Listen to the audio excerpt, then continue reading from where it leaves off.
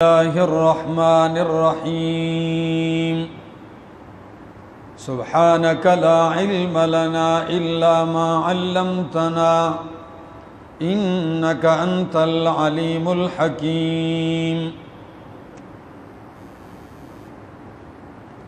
کافی مہینوں کے تعطل کے بعد الحمدللہ آج سے پھر ہمارا ماہانہ درس قرآن کریم شروع ہو چکا ہے۔ میں نے آپ حضرات کے سامنے چند اصولی باتیں ذکر کی، جس میں اہم ترین کہ قرآن کریم شروع کرنے سے پہلے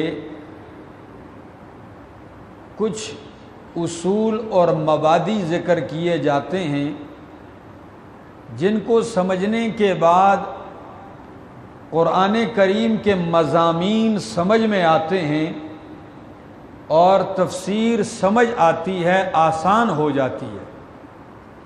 قرآن کریم کے اندر غور فکر اور تدبر کرنا بندے کے لیے آسان ہو جاتا ہے۔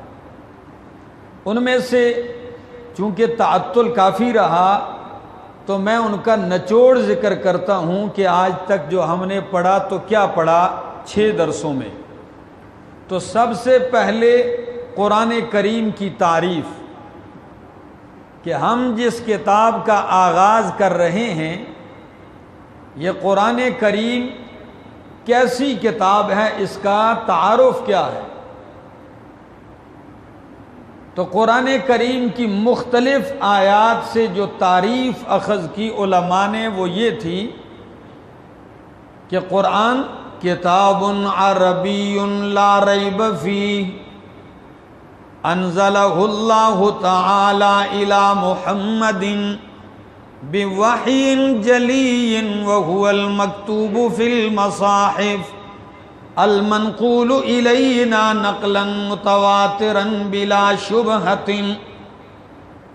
قرآن عربی کتاب ہے جس میں کوئی شک نہیں ہے، جسے اللہ نے نازل کیا ہے محمد صلی اللہ علیہ وسلم پر بوحی جلی، وحی جلی کے ساتھ، المکتوب فی المصاحف جو صحیفوں کے اندر لکھا ہوا ہے، المنقول الینا نقلا متواترا بلا شبہۃ جو ہم تک منقول ہے تواتر کے ساتھ بغیر کسی شک اور شبہ کے۔ اور یہی تعریف قرآن کریم کے اندر کئی مقامات پر اللہ نے ذکر کی ہے مختلف الفاظ کے اندر۔ دوسری چیز جو ہم نے پڑھی اسماء القرآن، کہ اس کتاب کا ایک ہی نام ہے یا مختلف نام ہے۔ تو میں نے ذکر کیا کہ ہمارے استادوں کے استاد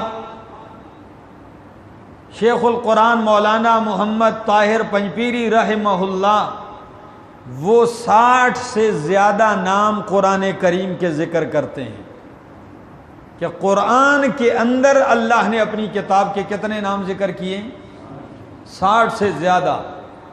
اور یہ میں نے آپ کے سامنے نکالے کہ کبھی فرمایا الکتاب، کبھی فرمایا ہدن، کبھی فرمایا قرآن، کبھی فرمایا الکلام، کبھی فرمایا النور یہ نور ہے، کبھی فرمایا موعظۃ یہ نصیحت ہے، کبھی فرمایا فضل اللہ اللہ کا فضل ہے، کبھی فرمایا فرقان ہے حق و باطل میں فرق کرنے والی ہے، کبھی فرمایا مبارکن برکت والی ہے، کبھی فرمایا کریم عزت والی ہے، کبھی فرمایا مصدق تصدیق کرنے والی ہے، کبھی حکیم، کبھی حکمت بالغہ، کبھی حبل اللہ، کبھی صراط المستقیم، کبھی القیم، کبھی القول الفصل، کبھی نبأ العظیم، کبھی احسن القصص، کبھی احسن الحدیث، کبھی تنزیل، کبھی روح، کبھی عربی، کبھی وحی، کبھی بیان، بصائر،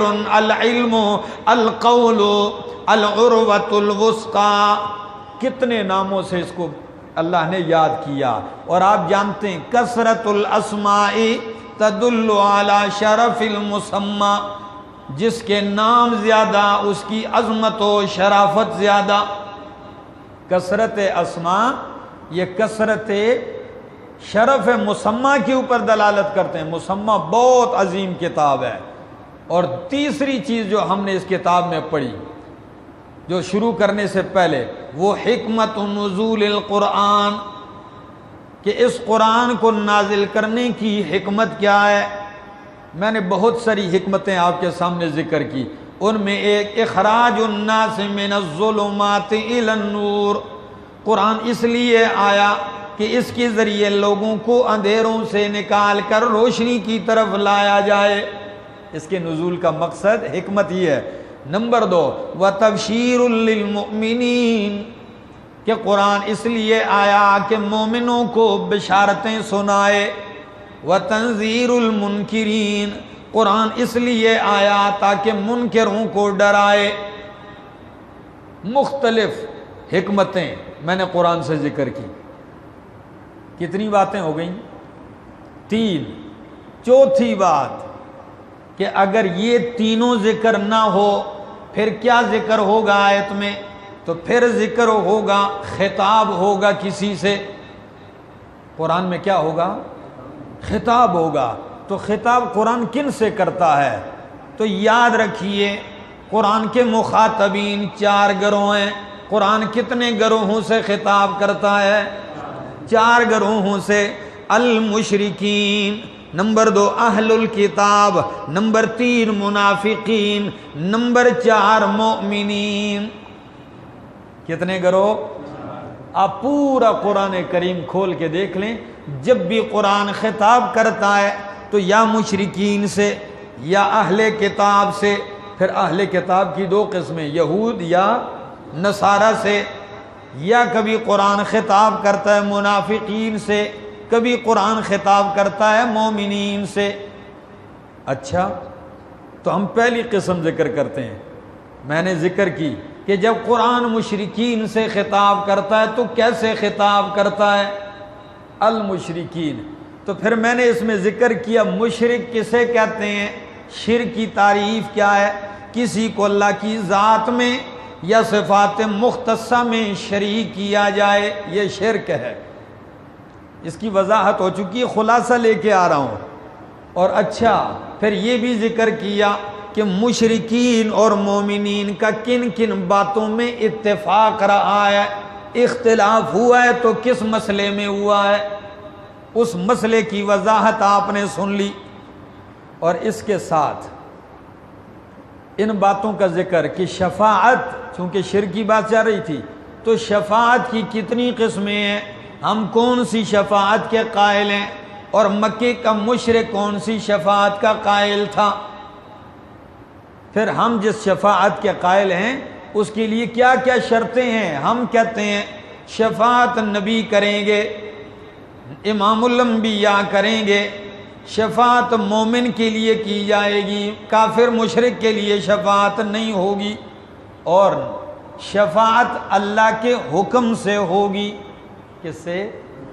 اللہ کے حکم سے ہوگی، اور شفاعت قیامت کے بعد ہوگی۔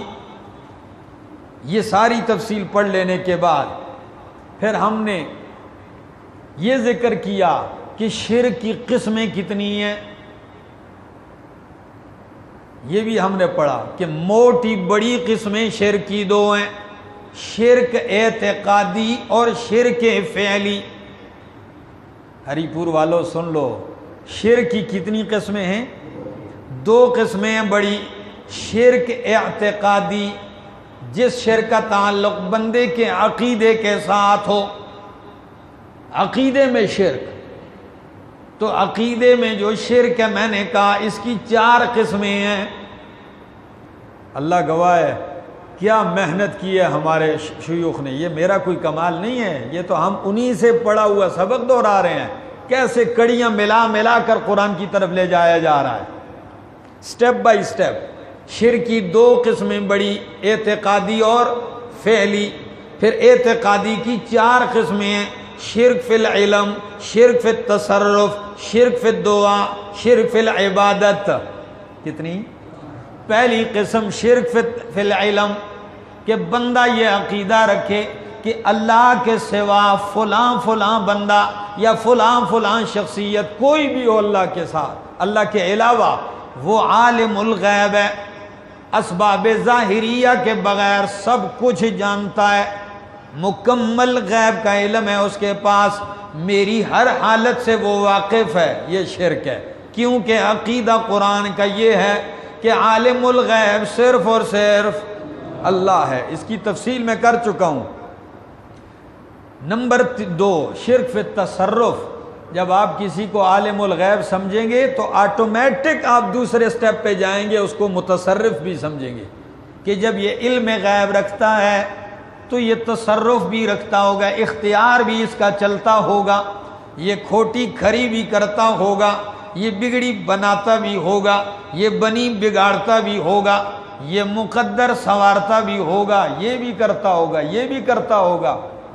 پھر جب آپ اس کو متصرف سمجھتے ہیں تو قرآن نے اس پر رد کیا کہ تصرف کسی کا نہیں چلتا، اختیار صرف اور صرف اللہ کا چلتا ہے، اسباب ظاہریہ کے بغیر کسی کا کوئی اختیار نہیں چلتا. اور تیسری قسم ہے شرک اعتقادی کی، شرک فی الدعا. جب آپ عالم الغیب سمجھیں گے، متصرف سمجھیں گے تو پھر آپ دعا بھی شروع کر دیں گے، مانگنا شروع کر دیں گے، اسے پکاریں گے بھی. تو قرآن نے اس پر بھی رد کیا کہ دعائیں سننے والا اللہ ہے، پکار کس کے لیے ہے؟ لہو دعوت الحق، صرف اللہ ہی کی پکار سچ ہے. اللہ کے سوا جن کو تم پکارتے ہو اللہ نے سب پہ رد کر دیا، اسے شرک کہہ دیا ہے. چوتھی قسم ہے شرک فی العبادت، کہ اللہ کے سوا کسی اور کو بھی عبادت کا مستحق سمجھیں، حقدار سمجھیں کہ فلاں بھی عبادت کا مستحق ہے. سچ بتاؤ سجدہ عبادت ہے کہ نہیں؟ جی جب سجدہ عبادت ہے اور آپ کہیں کہ جی یہ سجدے کا مستحق فلاں قبر والا بھی ہے، فلاں مردہ بھی ہے، فلاں زندہ بھی ہے، فلاں پیر بھی ہے، فلاں حضرت بھی ہے، تو یہ شرک فی العبادت ہوگا کہ نہیں؟ جب اس کے سامنے جھکو گے شرک فی العبادت.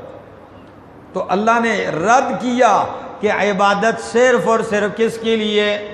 ایاک نعبد و ایاک نستعین وما خلقت الجن والانس الا لیعبدون. اللہ فرماتے ہیں جن اور انس میں نے صرف اور صرف اپنی عبادت کے لیے پیدا کیے، کسی اور کی عبادت کے لیے نہیں پیدا کیے. اچھا اللہ، یہ 4 قسمیں آپ نے پڑھ لی. جو آخری درس میں نے دیا تھا وہ شرک فی العبادت پر تھا، عبادت کی تعریف، شرک فی العبادت کس طرح کیا جاتا ہے، پھر اس پر رد. ابھی ہم پڑھتے ہیں شرک کی سب سے بڑی قسم جو دوسری ہے وہ شرک فعلی ہے. شرک فعلی کس کو کہتے ہیں؟ جس کا تعلق آپ کے عقیدے نہیں، آپ کے عمل اور فعل کے ساتھ ہو. مشرکانہ فعل اور مشرکانہ عمل. اب قرآن کریم اس کے اوپر بھی رد کرتا ہے. شرک فی العلم، شرک فعلی پر قرآن رد کرتا ہے.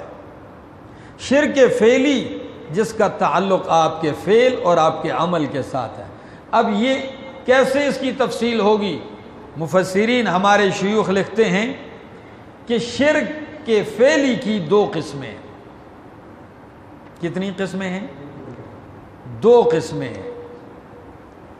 تحریم ما احلہ اللہ، تحلیل ما حرمہ اللہ. وہ شرک جس کا تعلق فعل کے ساتھ، عمل کے ساتھ ہے، اس کی موٹی کتنی قسمیں؟ 2 قسمیں. نمبر 1 تحریم ما احلہ اللہ، وہ چیزیں جن کو اللہ نے حلال ٹھہرایا ہے، بندہ انہی چیزوں کو حلال جانے، عقیدہ رکھے حلال کا کہ فلاں کے ڈر کی وجہ سے، فلاں کی تعظیم کے لیے، فلاں کے تقرب حاصل کرنے کے لیے اللہ کی حلال کردہ چیزوں کو حرام جانے، یہ کیا ہے؟ شرک ہے۔ پتہ نہیں آپ کو یہ مسئلہ سمجھ میں آیا؟ شرک فعلی کی پہلی قسم یہ ہے کہ بندہ اللہ کی حلال کردہ چیزوں کو، کہ جن چیزوں کو اللہ نے کہا یہ حلال ہیں، میں نے ان کو حلال ٹھہرایا ہے، اور آپ اللہ کے سوا کسی اور کے ڈر سے، کسی کے خوف سے، کسی کو نفع نقصان کا مالک جان کے اس کا قرب حاصل کرنے کے لیے اللہ کی حلال کردہ چیزوں کو حرام سمجھنے لگو، اس کا حرام کا عقیدہ رکھو، یہ شرک فعلی ہے۔ اب ذرا اس کی میں وضاحت کرتا ہوں، سنیے۔ مثلا اللہ فرماتے ہیں، سورت کا نام سورۃ البقرہ، سورۃ البقرہ، آیت نمبر ہے 168۔ جو حضرات لکھتے ہیں وہ لکھ لیں، سورہ بقرہ آیت نمبر 168۔ قرآن کہتا ہے یا ایھا الناس کلوا مما فی الارض حلالا طیبا، اے لوگو کلو کھاؤ، ما فی الارض جو کچھ زمین میں ہے، حلالا حلال، طیبا پاکیزہ، جو حلال اور پاکیزہ ہے وہ کھاؤ، ولا تتبعوا خطوات الشیطان، شیطان کے قدموں کی پیروی نہ کرو، انہ لکم عدو مبین، یقیناً وہ تمہارا کھلا دشمن ہے۔ اس آیت میں اللہ فرماتے ہیں کہ حلال کھاؤ، اسے حرام نہ جانو، اسے کھاؤ۔ اچھا، دوسری آیت یہی سورۃ البقرہ آیت نمبر 172، فرمایا یا ایھا الذین آمنوا، اے ایمان والو، کلوا من طیبات ما رزقناکم، کھاؤ ان پاکیزہ چیزوں میں سے جو ہم نے تمہیں رزق دیے، ہم نے جو تمہیں پاکیزہ رزق دیا ہے اسے کھاؤ، واشکروا للہ، اور اللہ کا شکر ادا کرو، ان کنتم ایاہ تعبدون، اگر تم اسی کی عبادت کرتے ہو۔ دو آیتیں ہوں گی۔ تیسری آیت میں فرمایا سورۃ المائدہ،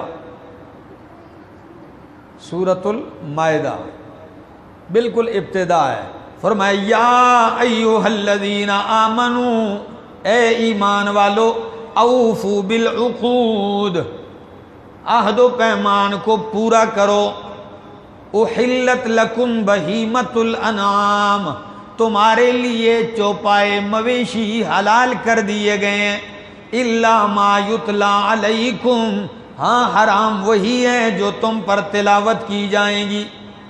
اور اس کا اللہ نے ذکر کر دیا کہ مویشی اللہ نے حلال کر دیے۔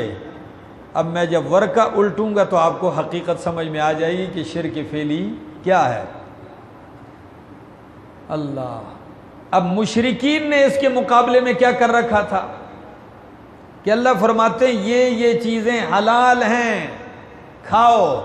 مشرکین نے اپنے معبودوں کے لیے، ان کا تقرب حاصل کرنے کے لیے اپنے اوپر کئی جانوروں کو حرام ٹھہرا دیا کہ یہ نہ کھاؤ، یہ نہ کھاؤ، یہ منع ہے، یہ منع ہے۔ اب ان کا ذکر ذرا قرآن مقدس کرتا ہے، کھولیے سورہ مائدہ آیت نمبر 103۔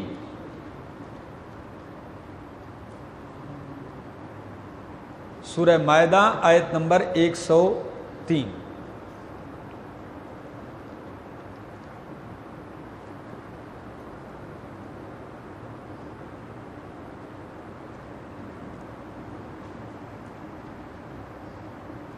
ساتواں پارہ ہے، ذرا سنیے اللہ کا قرآن۔ ما جعل اللہ من بحیرۃ ولا سائبۃ ولا وصیلۃ ولا حام ولکن الذین کفروا یفترون علی اللہ الکذب واکثرهم لا یعقلون۔ ما جعل اللہ من بحیرۃ، اللہ نے مشروع نہیں ٹھہرایا کوئی بحیرہ، ولا سائبہ، نہ کوئی سائبہ، ولا وسیلتین، نہ کوئی وسیلہ، ولا حامن، نہ کوئی حام۔ اب آپ کہیں گے کہ بحیرہ، صائبہ، وسیلہ، حام کیا ہے؟ مفسرین نے بڑی وضاحت کی ہے، میں آپ کے سامنے ذکر کرتا ہوں۔ امام بخاری رحمہ اللہ حضرت سعید ابن المسیب رحمہ اللہ سے نقل کرتے ہیں کہ وہ فرماتے ہیں کہ مشرکین بحیرہ کس کو کہتے تھے؟ البحیرۃ التی یمنع درها للطواغیت۔ ایک اونٹنی ہوتی یا بکری، کوئی بھی مادہ، اس کا دودھ اپنے معبودوں کے نام کا چھوڑ دیتے کہ بھائی میں نے مان لیا اب یہ جو جانور ہے اس کا دودھ یہ ہمارے معبودوں کے نام ہے، اس کو کوئی نہیں دوئے گا، دودھ نہیں نکالے گا، اس کو کوئی نہیں پیے گا، ہاں یہ باقی ساری دنیا پہ حرام ہے، ہاں مجاور اگر پینا چاہے تو وہ پی سکتا ہے بتوں کا۔ تو اللہ نے آیت اتار کے فرمایا میں نے تو کوئی بحیرہ مقرر نہیں کیا، تم نے کیسے حرام ٹھہرا لیا کہ کسی اونٹنی کا دودھ؟ اور عقیدہ کیا؟ یہ ہمارے بتوں کے لیے، لہذا اس کا کھانا کیا ہو گیا؟ پینا حرام، اس کا دودھ نہیں دویا جائے گا، یہ بحیرہ ہے۔ دوسری چیز صائبہ، صائبہ یہ اس جانور کو کہتے تھے جس کو یہ اپنے معبودوں کے نام مقرر کر دیتے کہ جی اب اس کے اوپر سواری حرام ہے، اب یہ درگاہ کی گائے ہے، یہ درگاہ کا اونٹ ہے، یہ درگاہ کا گھوڑا ہے، اس کے اوپر اب سواری کیا ہے؟ اس پہ سواری نہیں ہوگی، یہ حرام ہے۔ تو اللہ فرماتے ہیں ولا صائبۃ، میں نے تو کوئی ایسا جانور حرام نہیں ٹھہرایا، تم نے میرے حلال کردہ کو حرام کیسے ٹھہرا لیا ہے؟ کیسے اس کے حرمت کا عقیدہ رکھ لیا ہے؟ یہی شرک فعلی ہے۔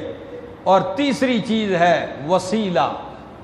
وسیلہ یہ اس جانور کو کہتے تھے جب کوئی جانور لگاتار بچیاں جنتا، مؤنث، کوئی اونٹنی ایک مادہ جنا، اس نے 2 3 4 5 مادہ جن لیے اور آخر میں مذکر جن لیا، تو وہ کہتے جی اب بہن بھائی آپس میں مل گئے ہیں، پہلے اس نے بہنیں جنی ہیں، اب آخر میں بھائی آ گیا ہے، وصل ہو گیا ان کا، لہذا اب اس کے اوپر جی سواری بھی حرام، اس کو کھانا کیا ہو گیا؟ حرام ٹھہرا لیا۔ عجیب لوگ ہیں، ایسی تک بندی کی ہوئی ہے، شیطان نے کس کام پہ لگایا ہوا ہے۔ اور اس کے بعد چوتھی قسم ہے حام۔ حام اس مذکر اونٹ کو کہتے تھے، سانڈ کو، جو کئی مادہ اس سے جفتی کرتا اور کئی اونٹنیوں کا حمل ٹھہرتا، کئی بچے اس کے جن جاتے آگے، ٹھیک ہے نا، نسل کے لیے۔ تو اب کہتے ہیں ہاں اس نے اپنا حق ادا کر دیا ہے، اس نے کئی بچے پیدا کر دیے ہیں، اس کی پیٹھ اب گرم ہو گئی ہے، لہٰذا اب اس کے اوپر سواری بھی حرام ہے، اس کا گوشت بھی حرام ہے۔ اور کئیوں کو ایسے کر دیتے کہ اس کا گوشت مرد کھائیں گے، عورتیں نہیں کھائیں گی۔ کئی قسمیں ایسے قرار دیتے کہ اس عورتیں کھائیں گی، مرد نہیں کھائیں گے۔ یہ اپنی طرف سے یہ نظریات۔ اب آپ کہیں گے اس قسم کا شرک تو آج کل نہیں ہے۔ کیوں نہیں ہے بھائیو؟ آج کل بھی ہے، صرف تصویر صورت بدل گئی ہے۔ آج بھی یہ نظریہ ہے کہ یہ درگاہ کی گائے ہے، اس کو نہیں چھیڑنا، یہ حضرت کے مزار کی بکری ہے، جدھر جائے جیسے چرے، جس کی کھیتی میں جائے اس کو چھیڑنا نہیں، اس کو ذبح نہیں کرنا۔ اچھا یہ ہمارے مزار کا درخت ہے، اس کی ٹہنی کو بھی ہاتھ نہیں لگانا، اور اگر لگاؤ گے تو رات کو بابا چارپائی الٹ کے رکھ دے گا، تمہاری اوپر جن چھوڑ دے گا، یہ کر دے گا، یہ کر دے گا۔ یہ فلاں مزار کی آگے تالاب ہے، اس تالاب کی مچھلی کو ہاتھ نہیں لگانا، یہ حرام ہے۔ یہ بابا جی کے نام کی مچھلیاں ہیں، یہ بابا کے مزار کی مچھلیاں ہیں، اس مچھلی کو ہاتھ یہ صورتیں آج بدل گئی ہیں.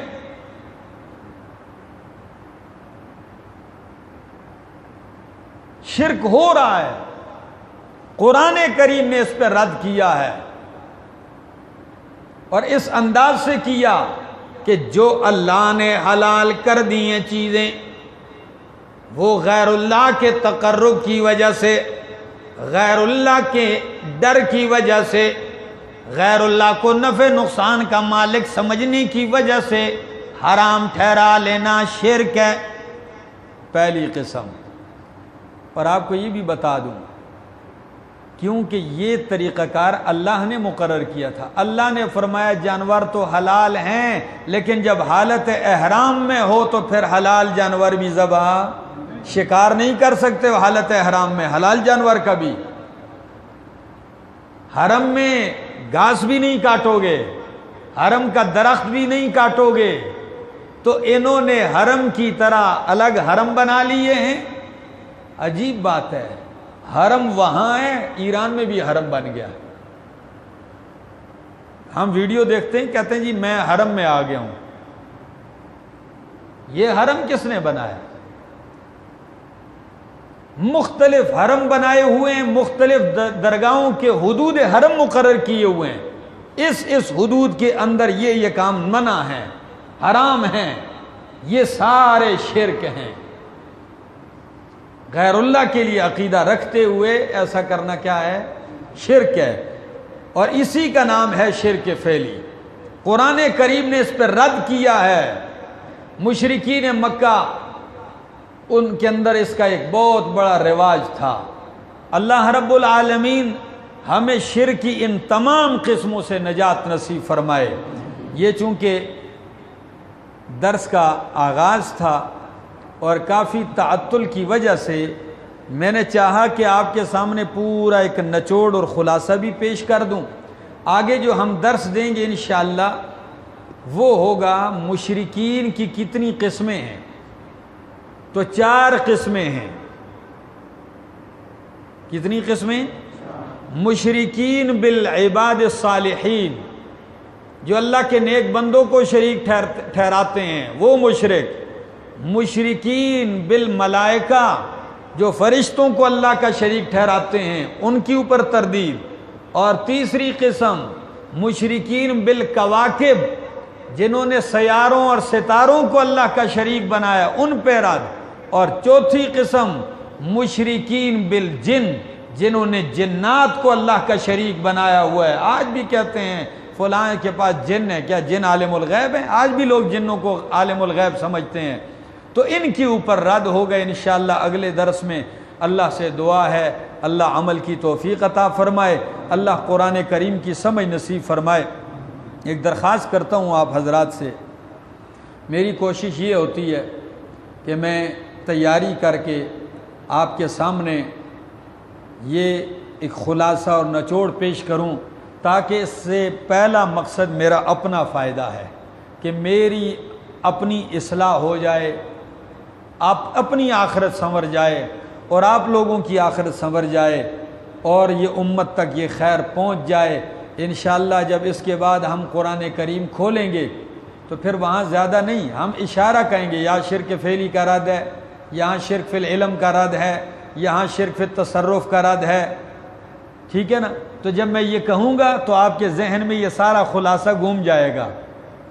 تو پھر ہم اس طرح قرآن کریم کے اندر جائیں گے، پورا قرآن آپ کے ذہن میں ایسے مستحضر ہوگا. اور چونکہ یہ آغاز ہے، یہاں یہ ماحول نہیں ہے، تو اس لیے مجھے بھی مشکل پڑتی ہے آپ کو سمجھانے میں. تو انشاءاللہ جب اس ماحول میں آپ گزریں گے اور تکرار ہوگا، یاد ہوگا، پھر میرے لیے بھی آسانی ہوگی، آپ کے لیے بھی آسانی ہوگی. اور اپنے آپ کو قرآن کے درس کے ساتھ مانوس کیجیے. مانوس ایسے ہوں گے کہ جو پڑھے لکھیں وہ قرآن کھول کے بیٹھیں. جس طرح یہ دیکھیں بہت سارے احباب قرآن کریم کھول کے بیٹھے ہوئے ہیں. اس طرح جو دیکھ سکتے ہیں، نظر کام کرتی ہے اور قرآن پڑھ سکتے ہیں، تو ان کو چاہیے کہ قرآن کھول کے بیٹھیں اور اس قسم کا بیاض والا قرآن لے لیں. یہ دیکھیں اس میں قرآن لکھا ہے، نیچے لائن خالی ہے، طرف پر بھی آدھا صفحہ تقریباً خالی ہے. اس کا فائدہ کیا ہوگا؟ اب دوران درس کوئی نقطہ ہوگا تو اس کو شارٹ کٹ لفظوں میں آپ لکھتے جائیں گے، یہ آپ کو گھر میں بھی فائدہ دے گا، زندگی بھر آپ کو فائدہ دے گا۔ ویسے سن لیا وہ تو دماغ سے چلا جاتا ہے، آپ لکھیں گے انشاءاللہ آپ قرآن کے کاتب بھی بن جائیں گے۔ لکھنا بھی عبادت ہے، دیکھنا بھی عبادت ہے، پڑھنا بھی عبادت ہے، سننا بھی عبادت ہے، سمجھنا بھی عبادت ہے۔ یہ تو اتنی برکتوں والی کتاب ہے، تو اللہ اس کی برکتیں ہمیں نصیب فرمائے۔ آخر دعوانا ان الحمدللہ رب العالمین، آمین۔ اللہم لک الحمد حتی ترضی ولک الحمد اذا رضیت ولک الحمد بعد الرضا۔ بہت سارے احباب نے دعاؤں کی درخواست کی ہے، دعا فرمائے اللہ سب کی حاجتوں کو پورا فرمائے۔ ہمارے ایک دوست ہیں بیچارے کسی پریشانی میں ہیں، ان کا کیس لگا ہوا ہے، دعا فرمائے اللہ بری فرمائے۔ اور بھی جتنے لوگ جہاں بھی پریشانیوں میں ہیں مالک سب کی پریشانیاں دور فرمائے۔ وصلی اللہ تعالی علی النبی الکریم وعلی آلہ وصحبہ۔